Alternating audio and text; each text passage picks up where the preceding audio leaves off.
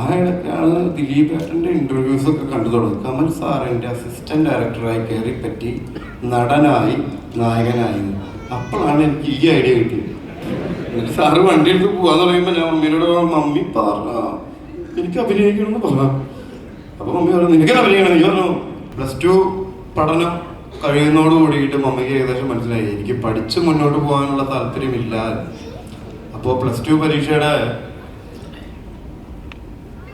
Exam ഹോളിഡേസിൻ്റെ സമയത്ത് mummy എന്നെ ഒരു ദിവസം വിളിച്ചിട്ട് പറഞ്ഞു നീ സാറിനെ പോയിട്ടൊന്ന് കണ്ടോ, കാരണം സിനിമയിൽ എന്തെങ്കിലും ഒരു പണി കിട്ടാതിരിക്കില്ല.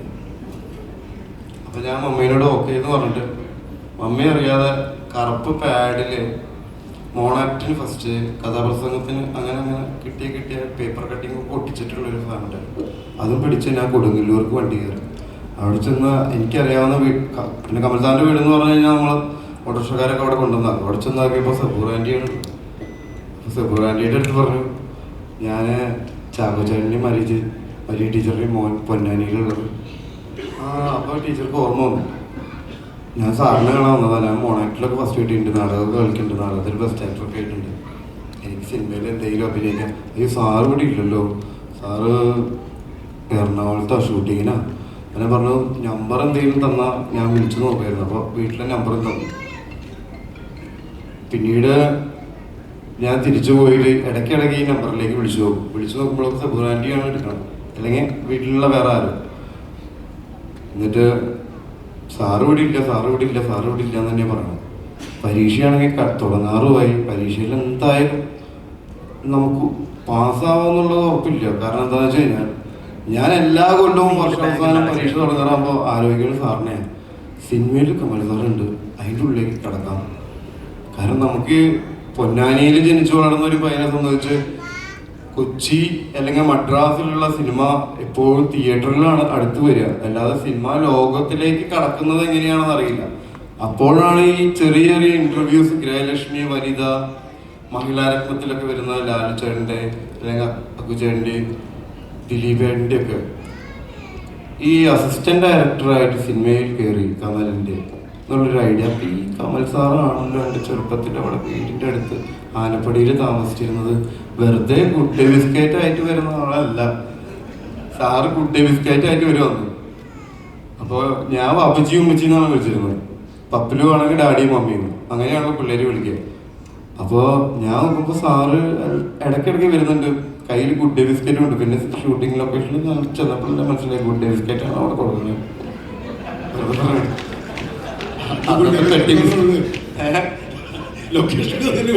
ലൊക്കേഷനിൽ വന്നപ്പോൾ നമ്മളുടെ ലൊക്കേഷനിൽ ഞാൻ കാണുമ്പോൾ സാറിന് ഗുഡ് ഡേ ബിസ്ക്കറ്റ് ഞങ്ങൾക്ക് ക്രാക്ക് ആക്കി. അപ്പൊ മനസ്സിലായി ഇത് എവിടെ അത് പറഞ്ഞ.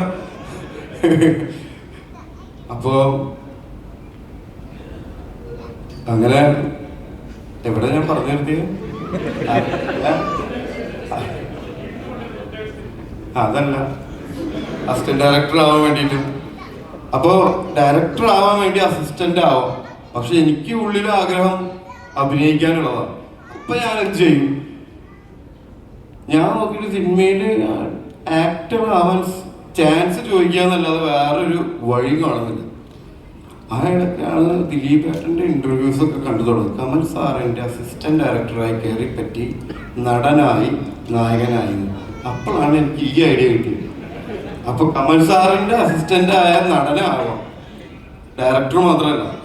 അപ്പൊ അതൊക്കെയാണ് എല്ലാ കൊല്ലവും കൊല്ല പരീക്ഷയുടെ സമയത്ത് നമ്മൾ ആലോചിക്കണത്, അല്ലെങ്കിൽ നമുക്ക് ഊർജം തരുന്നത്. അങ്ങനെ കഷ്ടി ജയിച്ച് 9ാം ക്ലാസ്സിൽ മാത്രം 2 വർഷം പഠിച്ചു. ആ കൊല്ലങ്ങൾ അങ്ങനെയായിരുന്നു. അതായത് ഇംഗ്ലീഷ് മീഡിയത്തിൽ നിന്ന് തന്നെ മാറ്റി മലയാള മീഡിയത്തിലേക്ക് കൊണ്ടുവന്നു. അപ്പൊ ഒന്നുകൂടി പഠിക്കണം, എല്ലാ രസാഗു എന്നൊക്കെ കൊണ്ട് മലയാളത്തിലേക്ക് പഠിക്കേണ്ട എല്ലാവരും. അപ്പൊ മലയാളം അറിയില്ല എന്ന് മനസ്സിലായി, ഇംഗ്ലീഷ് അറിയില്ല എന്ന് മനസ്സിലായി. അങ്ങനെ 10ാം ക്ലാസ് കഴിഞ്ഞ് +1 +2 കഴിഞ്ഞ് ഞാൻ ഇതിന്റെ ഇടയിൽ 7ാം ക്ലാസ്സിൽ ഒരു സംഭവം ഉണ്ടായി. സാറ് നവരത്ന ജ്വല്ലറിയുടെ ഉദ്ഘാടനത്തിന് പൊന്നാനിയിൽ വീണ്ടും വന്നപ്പോൾ ഞാൻ സാറിനെ കാണാൻ പോയി. സ്റ്റേജിന്റെ പിന്നിൽ കൂടെ പരിപാടി നടക്കുന്ന ഫ്രണ്ടിൽ കൂടെ കയറി വരാൻ പറ്റില്ല. അപ്പൊ ഞാൻ ബാക്കിൽ കൂടെ പോയിട്ട് സാറിനെ തോന്നി, സാറേ ഞാൻ ഷൈൻ ചാക്കോച്ചേട്ടൻ്റെയും മരി ടീച്ചറുടെയും മോൻ ആനപ്പടിയിലുണ്ടായിരുന്നു. അപ്പൊ സാറ് എന്താ കാര്യം? അല്ല, എനിക്ക് ഡാഡി കാലിൽ ആണി കുത്തി തുരുമ്പ് കയറി ആകെ പോയ്സണായിട്ട്, അല്ല എന്താ പറയുക, ടെറ്റ്നസ് ആയിട്ട് കിടക്കുകയാണ്. സാറിനൊന്ന് കാണണം എന്ന് പറഞ്ഞു. അങ്ങനെയൊക്കെ പറഞ്ഞപ്പോൾ സാറ് ചെറിയ പയ്യനല്ലേ 7ാം ക്ലാസ് പഠിക്കണം. സാറും സ്വഭാവം ഉണ്ടായിരുന്നു. രണ്ടുപേരും കൂടി വീട്ടിലേക്ക് വന്നു. വീട്ടിലേക്ക് കൊണ്ടുവരണം എന്താണെന്ന് വെച്ച് കഴിഞ്ഞാൽ മമ്മീനെ കൊണ്ട് എനിക്ക് സിനിമയിൽ അഭിനയിക്കുന്ന ഒരു ചാൻസ് വാങ്ങി തരണം എന്ന് പറഞ്ഞു.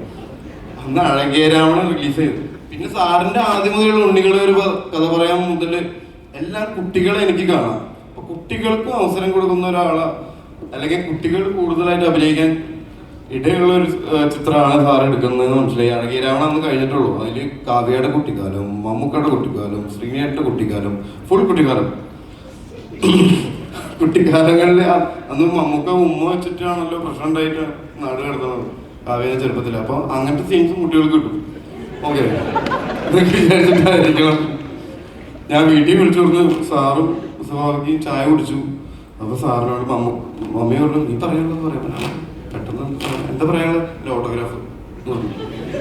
അപ്പൊ സാറ് തന്നെ എനിക്ക് തന്ന പ്രോഗ്രാമിന്റെ ആ കാർഡ് ഞാൻ സാറിന് കൊടുത്തു. സാർ അതിൽ സ്നേഹപൂർവ്വം കമലിന് എഴുതി. ഞാൻ ഇന്ന് ഓട്ടോഗ്രാഫ് എഴുതുന്നത് അങ്ങനെയാണ്, സ്നേഹപൂർവ്വം ഷൈൻ, പേര് മാറ്റും. എന്നിട്ട് സാറ് വണ്ടി എടുത്ത് പോവാന്ന് പറയുമ്പോൾ ഞാൻ മമ്മീനോട് മമ്മി പറഞ്ഞ എനിക്ക് അഭിനയിക്കണമെന്ന് പറഞ്ഞു. അപ്പൊ മമ്മി പറഞ്ഞു നിനക്ക് അഭിനയിക്കണം. നീ പറഞ്ഞു അപ്പൊ സാറ് കീറിട്ടപ്പോ ഞാൻ സാറിൻ്റെ അടുത്ത് പറഞ്ഞു സാറേ എനിക്ക് സിനിമയിൽ അഭിനയിക്കണം. അപ്പൊ സാറ് എന്നിട്ട് റിവേഴ്സ് ഗിയർ ഇട്ടിട്ട് വണ്ടി എടുത്തിട്ട് പോയി. ഞാൻ പറഞ്ഞു ഇതിപ്പോ എന്താ പരിപാടി, സാധാരണ നമ്മൾ ഇടയുണ്ട് വിളിക്കാട്ടോ എന്ന് പറയുന്നു. ഇതിപ്പോ ഒന്നും പറഞ്ഞില്ല. അതിനുശേഷമാണ് ഞാൻ പിന്നെ +2 കാണാൻ പോയത്. സബുറാൻറ്റിയുടെ ഫോൺ നമ്പർ വാങ്ങിയത്, ഇടയ്ക്കിടയ്ക്ക് വിളിക്കുന്നത്. അങ്ങനെ പരീക്ഷയ്ക്ക് മുന്നേ ഞാൻ ഒന്നും കൂടി സാറിനെ കാണാൻ മമ്മീനോട് പറഞ്ഞു. സാറ് എറണാകുളത്തേക്ക് വരാൻ പറഞ്ഞിട്ടുണ്ട്. ഞാൻ വെറുതെ നമ്പർ ഇട്ട് പോയത്. അങ്ങനെ എറണാകുളത്തേക്ക് കയറി വന്നു. ലൊക്കേഷനിൽ എത്തിയപ്പോൾ അന്ന് ഗ്രാമഫോണിൻ്റെ ഷൂട്ട് കിടക്കും, ദിലീപേട്ടൻ്റെയും നീരജാസിൻ്റെയും ഒക്കെ. അവിടെ ചെന്നപ്പോൾ പന്തി എല്ലാം തോന്നി. ആദ്യമായിട്ടാണ് ഞാൻ ലൊക്കേഷൻ കാണുന്നത്. എൻ്റെ കൈയും കാലും മറിക്കാൻ തുടങ്ങി. ഇതിപ്പോൾ ചാൻസ് വഹിക്കണ പോലെ ഓണാക്ട് കളിക്കണ പോലത്തെ പരിപാടിയല്ലല്ലോ. ഇത്രയും ആൾക്കാർ, ലൈറ്റും ബഹളവും, എൻ്റെ ഉള്ളിൽ എന്തഭിനയിക്കാനാണ്. ഞാൻ സാറിനെ നോക്കി പറഞ്ഞ സാറ് ലിഫ്റ്റിൻ്റെ ഉള്ളിലേക്ക് പോകും. ഒരു കൂട്ടം ആൾക്കാർ എന്താണെന്ന് വ്യക്തമല്ല. അപ്പം ഞാനും ആ കൂട്ടത്തിൻ്റെ ഇടയിൽ കൂടെ ഹൈറ്റ് പറഞ്ഞ കാരണം എൻ്റെ ഉള്ളിൽ കയറി പറ്റും. നോക്കുമ്പോൾ ലിഫ്റ്റ് അടഞ്ഞപ്പോൾ ഞാൻ നോക്കുമ്പോൾ സുഖമായിട്ടുണ്ട് ഇപ്പുറത്ത് അത്യാവശ്യം തടി കമൽ സാറ്. ഞാൻ ഇതിൻ്റെ ഇടയിൽ ഇങ്ങനെ സാറേ ഞാൻ ചാക്കോച്ചേട്ടൻ്റെ മോൻ ടീച്ചറിൻ്റെ ആനപ്പടിയിലുള്ളത്. നീ എന്താ ഇവിടെ? അല്ല സാറേ എനിക്ക് സാറിൻ്റെ അസിസ്റ്റന്റ് ഡയറക്ടറായിട്ട് സിനിമയിൽ വർക്ക് ചെയ്യണം.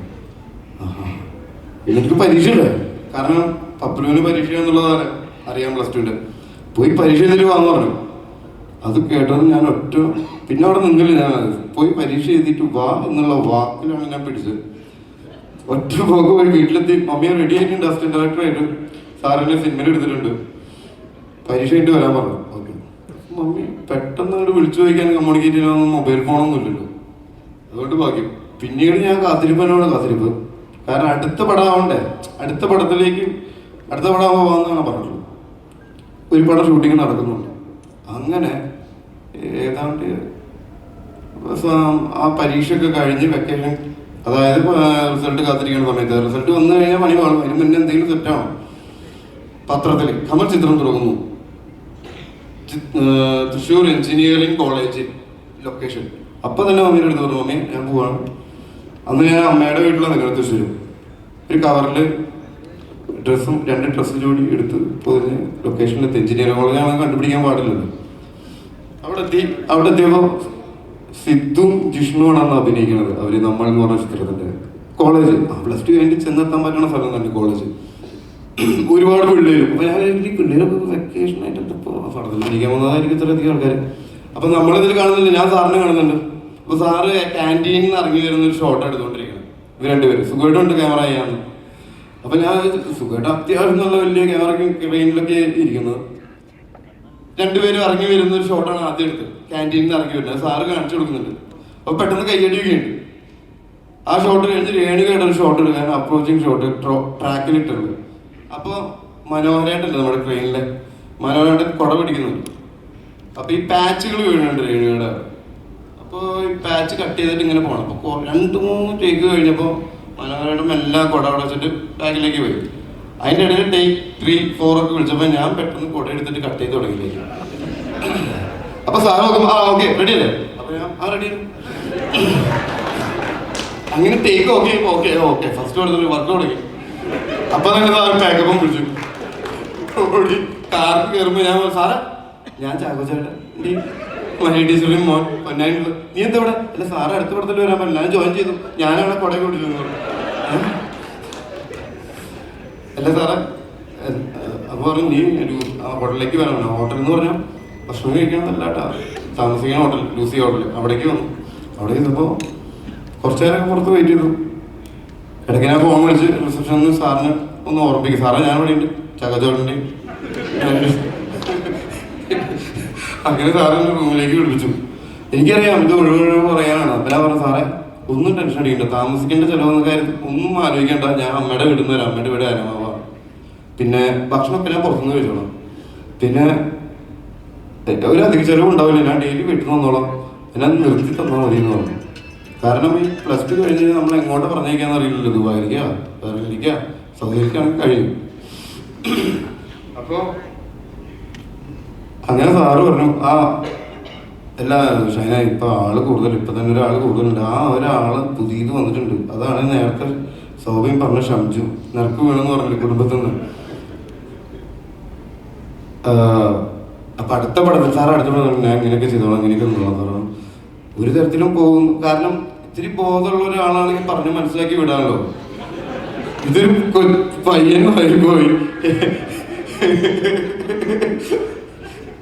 അല്ലെങ്കിൽ പിന്നെ സാറിനോട് ചോദിക്കാതെ വരൂ എന്റെ ബുദ്ധിയിൽ വന്നത് സാറിനോട് ഇനി വിളിച്ചു ചോദിച്ച സാറ് അടുത്ത പടം വീണ്ടും പറയും വരണ്ടാന്ന് അത് കാരണം ഞാൻ നേരത്തെ സാറിനോട് പോലും ചോദിക്കാതെ ജോയിൻ ചെയ്തത് അപ്പൊ ഇതിന്റെ ഇടയിൽ അകത്തൊരു ഡിസ്കഷൻ നടക്കുന്നുണ്ട് സെലീം പുതിയ ആൾ കൂടി വരുന്നുണ്ടോ ഉണ്ടോ എന്തുകൊണ്ട് അപ്പൊ സാറ് പറഞ്ഞു സെലീനെ പോയി കണ്ടാൽ മതി അപ്പൊ സെലീ എന്ന് പറയുമ്പോ ഞാനത് ഇത് ഏത് സെലി എന്നുള്ളത് അന്വേഷിച്ചിട്ടുള്ളൂ പിറ്റേ ദിവസം ഞാൻ വന്നു ഞാൻ ലൊക്കേഷനിലോ സെലീനെ അന്വേഷിച്ച് നടക്കുക അതിൻ്റെ ഇടയിലാണ് എന്നെ ഇവിടെ നിർത്തും എന്നിട്ട് ഇങ്ങോട്ട് നടക്കാൻ പറയും എന്നിട്ട് അവിടെ നിർത്തി ഇങ്ങോട്ട് നടക്കും അത് നമ്മുടെ സുഗീത് വിചാരിച്ച് ഞാൻ ഇത് ജൂനിയർ ആർട്ടിസ്റ്റ് പയ്യനാണെന്ന് കോളേജല്ലേ അപ്പൊ ഒരേ പ്രായത്തിലുള്ള അപ്പൊ ഞാൻ വിചാരിച്ചതായിരിക്കും അസിസ്റ്റന്റ് ഡയറക്ടേഴ്സിന്റെ പണി ഇവിടെ നിന്ന് അങ്ങോട്ട് നടക്കുക ഇങ്ങോട്ട് നടക്കും അപ്പൊ ഞാൻ സുഗീതായിട്ട് ഞാൻ അതൊക്കെ നീ ഇവിടെ മതി ഇവിടെ നിന്നിട്ട് അങ്ങോട്ട് നടന്നു 2 ദിവസം കഴിഞ്ഞിട്ട് ഞാൻ പറഞ്ഞത് ഞാൻ അസിസ്റ്റന്റ് ഡയറക്ടറായിട്ട് പുതിയത് വന്നത് നീയാണ് പുതിയത് വന്നത് നിന്നെ 2 ദിവസമായി ഇവിടെ അന്വേഷിച്ചിടുന്നു സാറ് സെലീനോട് പറഞ്ഞിട്ടുണ്ടായിരുന്നു ഇങ്ങനെ ഒരാൾ വരുന്നുണ്ടെന്ന് ഓക്കെ അങ്ങനെ അന്ന് മുതൽ തുടങ്ങിയതാ അന്ന് ആദ്യമായിട്ട് പെട്ടിച്ചു വന്നത് കഥ കൊണ്ടുപോകണമെന്ന് നമ്മളെന്താ പറയാ ഞാനൊരു ശ്രമിച്ചു അങ്ങനെ സ്ക്രിപ്റ്റ് ബോക്സ് അപ്പൊ നമ്മൾ തമാശയിൽ പറയും ഇവരൊക്കെയാണ് അവനെങ്കിലും കഥ കൊണ്ടുപോകണത് നമ്മളാ രാവിലെ ചുമന്ന് കൊണ്ടുപോയി ആ പെട്ടി അവിടെ വയ്ക്കും അതാണെങ്കിൽ ഇത്രയും വലിയ പെട്ടി നമ്മൾ ഇതുവരെ പൊന്തിച്ചിട്ടുണ്ടാവില്ല എല്ലാ ദിവസവും കൊണ്ടുവരണം എല്ലാവരും പെട്ടെന്ന് ഇപ്പോഴാണ് ചോദിക്കാന്ന് അറിയില്ല ആ അങ്ങനെ നമ്മുടെ വരെ എത്തി ഇതെങ്ങനെ പറഞ്ഞു ഒപ്പിച്ചതെന്ന് എനിക്ക് തന്നെ അറിയില്ല അപ്പൊ ഈ ഇതുവരെയായിരുന്നു എൻ്റെ ജീവിതത്തിലെ ഏറ്റവും വലിയ കാത്തിരിപ്പ് സിനിമയില് അത്രയും ദൈർഘ്യമില്ല ഈ 100ലേക്ക് എത്താൻ കാരണം ഇതിപ്പോ വന്നു എനിക്ക് 100 വയസ്സ് പോയ പോലെ ഒരു പ്രതീതിയാണ് എല്ലാവരും നിൽക്കുന്നതാണപ്പോ ഞാൻ ഇടയ്ക്ക് വെച്ചിട്ട് അല്ല നമ്മളിടയ്ക്ക് ആഘോഷിക്കാറുണ്ടല്ലോ 75-ാം വയസ്സ് 100-ാം വയസ്സൊക്കെ അതേപോലെ അപ്പൊ എല്ലാവർക്കും ഒരുപാട് നന്ദി താങ്ക് യു